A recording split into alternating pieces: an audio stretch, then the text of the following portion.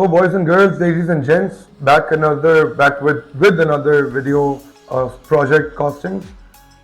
आज की हमारी इस वीडियो में जिस गाड़ी को सेकंड नंबर पे जिस गाड़ी के बारे में सबसे ज़्यादा पूछा गया था कि इसकी क्या cost I was our project Baleno, जो कि हैदर भाई का प्रोजेक्ट था। Was 2005 Suzuki Baleno GXR।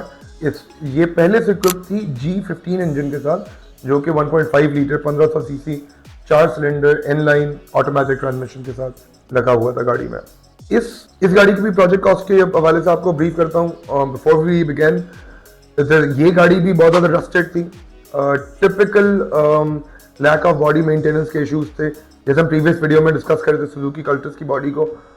Similar extend के बस थोड़े से ज़्यादा बुरे हालात थे रस्ट के इस गाड़ी के ऊपर। इस गाड़ी पे जो हमारा टोटल इनवॉइस वैल्यू रही, जो एंड टू एंड डिलीवरी, वो 9 लाख रुपए की 900,000 पाकिस्तानी रुपीस इस गाड़ी पे टोटल कॉस्ट है, जिसमें से मेजरली मैं आपको सबसे पहली कॉस्ट ब्रीफ करता हूँ, वो हमारी लेबर चार्जेस थे।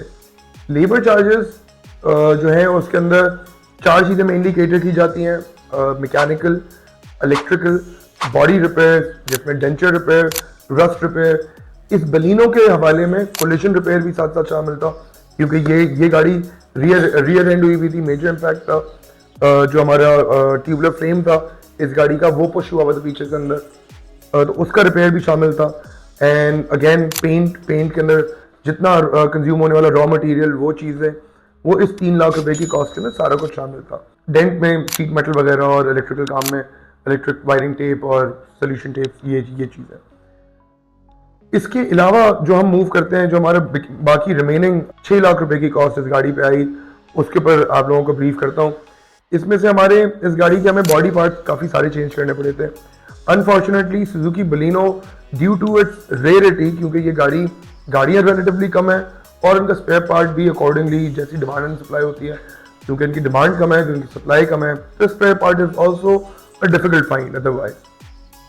इसमें इस गाड़ी में ये गाड़ी रियर एंड भी हुई हुई थी और ये गाड़ी फ्रंट एंड भी हुई हुई थी, तो we had to work on both the ends for collision repair इस गाड़ी के ऊपर। मेजरली फ्रंट एंड पे हमने इसका बल्क हेड जो कि 35,000 रुपए की वैल्यू का रहा, वो हमने चेंज किया था। बल्क हेड कहते हैं उस पोर्शन को गाड़ी के जिसपे आपके headlamps, radiator, condenser, show grille, इन सब चीज़ों की फिटमेंट इसी कंपोनेंट के ऊपर होती है।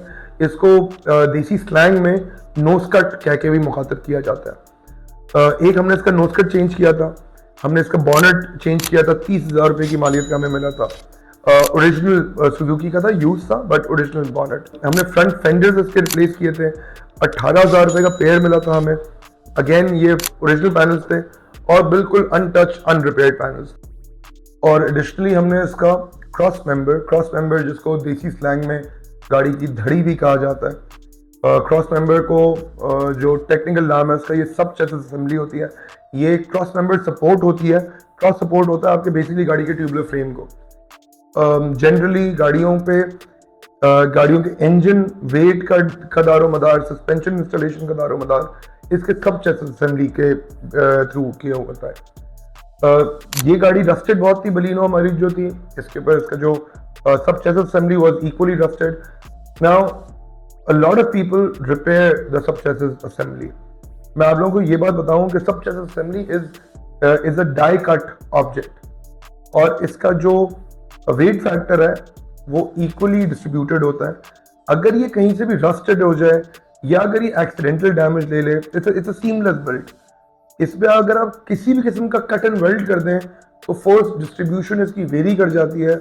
एंड ये ना सिर्फ एक बुरा दिखने वाला, तो शायद टेक्निकली सही नहीं होगी बात, क्योंकि आपको नजर नहीं आता फिजिकली, क्योंकि it's mounted under the car, लेकिन ये जरूर एक अनसेफ बात होती है, सेफ्टी रिलेटेड इशू में जरूर आती है। इसमें मजीद जब हम आगे मूव ऑन करते हैं तो अब हमारे पास आप समझो रिमाइंडर कॉस्ट जो है बॉडी पार्ट्स को रिमूव करते हुए तकरीबन 4,94,494 रुपीज की कॉस्ट बचती है। अब इस 494 में से ऑलमोस्ट मोर और लेस 250,000 जो है वो टोटल कॉस्ट इसके फ्रंट और रियर सस्पेंशन, ब्रेकिंग सिस्टम और ड्राइव टेरेन, इसमें इसके एक्सेस भी चेंज होता है, एक्सेल आउटर्स भी, इनर्स भी इसके चेंज किए गए थे। फ्रंट और रियर सस्पेंशन इसका कंप्लीट सेटअप ब्रांड न्यू डाला गया था, और ब्रेक्स में इसके रोटर्स भी चेंज किए गए थे। मैं सिर्फ इसके अंदर इसकी कॉस्ट को सिंप्लीफाई कर लूँ ताकि मैं आपको दोबारा गाइड कर सकूँ। ये कॉस्टिंग रिमूव करने के बाद हमारे जो टोटल कॉस्ट बची वॉज अबाउट 2,44,000 रुपये, 244,000। ये जो हमारा रिमाइंडर 244,000 रुपये था, ये केटर हुआ। अच्छा, इसमें अभी मैं आपको इंजन की करके ब्रीफ देने वाला हूँ। सस्पेंशन की कॉस्टिंग तो स्पेयर पार्ट वाइज थोड़ी सी हायर है, लेकिन इसमें सस्पेंशन में अगेन कुछ आइटम्स ऐसे भी चेंज हुए थे जो कि अदरवाइज सिर्फ डैमेज पे चेंज होते हैं।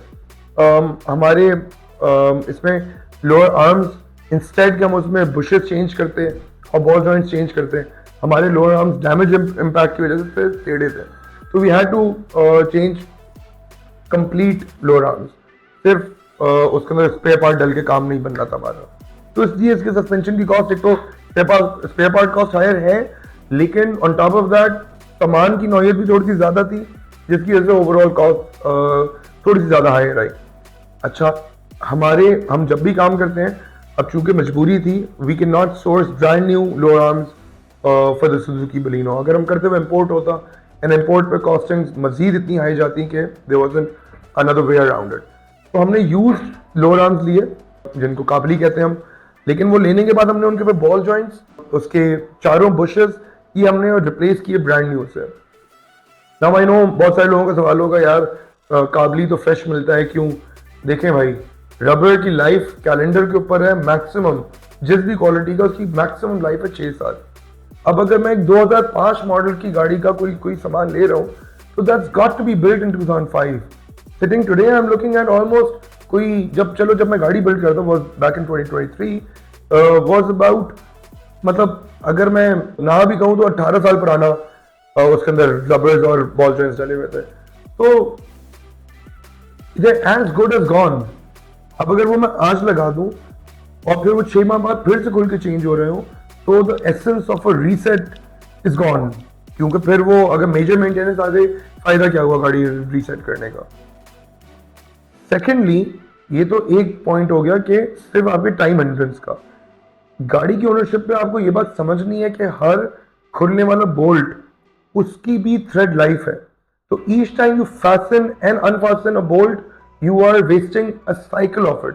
अब कहते हैं बोल्ट खराब हो गए, ऐसे ही खराब नहीं हो जाते हैं, वो एक्सेसिवली खुलने लगने के ऊपर बोल्ट्स जो है they destined to lose their thread, वो थ्रेड लूज करेगा, खराब होगा।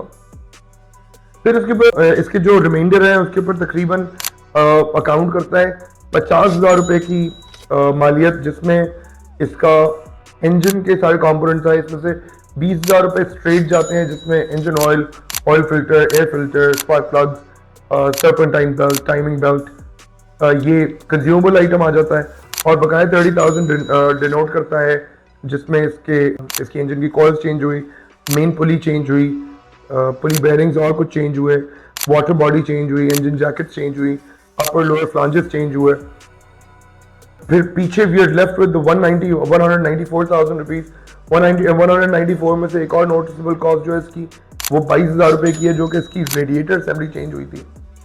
कमिंग डाउन, जो रिमाइंडर 172,000 है, इसके अंदर हमारे एयर कंडीशनिंग का पूरा सेटअप चेंज हुआ, it was worth about almost 50,000 rupees.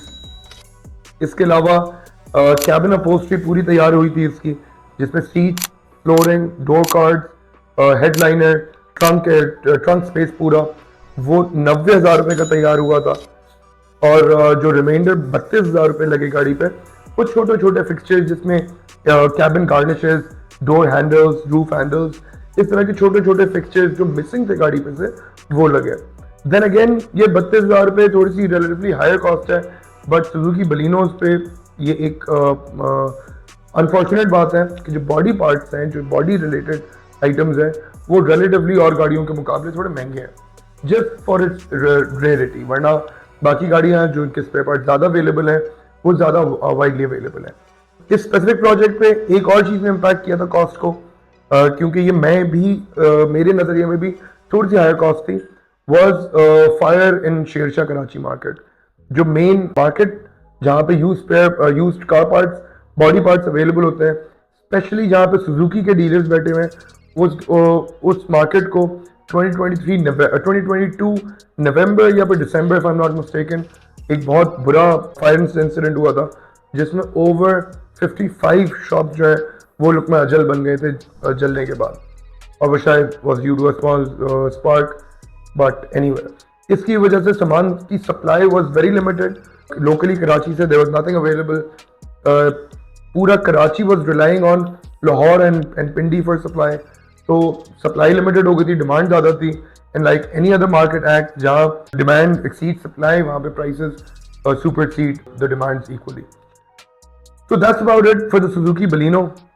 हमेशा की तरह अगर ये वीडियो भी आपको अच्छा लगा हो तो please don't forget to hit the like button. Each like helps us stay on top of YouTube algorithm. तो अगर आप लाइक करेंगे तो ये हमें असिस्टेंस होगी कि हमारी वीडियो और व्यूअर्स के आगे और बकाया जो पैट फैमिली है हमारी यूट्यूब के पे उसको नजर आने में हेल्प होगी और उसको इंफॉर्मेशन स्प्रेड करने में हेल्प करेगी। There are any questions, put them down below in the comments. I'll try my best to answer each and every one of them. Baki, stay in touch, guys, and keep watching. Thank you for all the support. Have a great day ahead of you guys. Assalamu alaikum.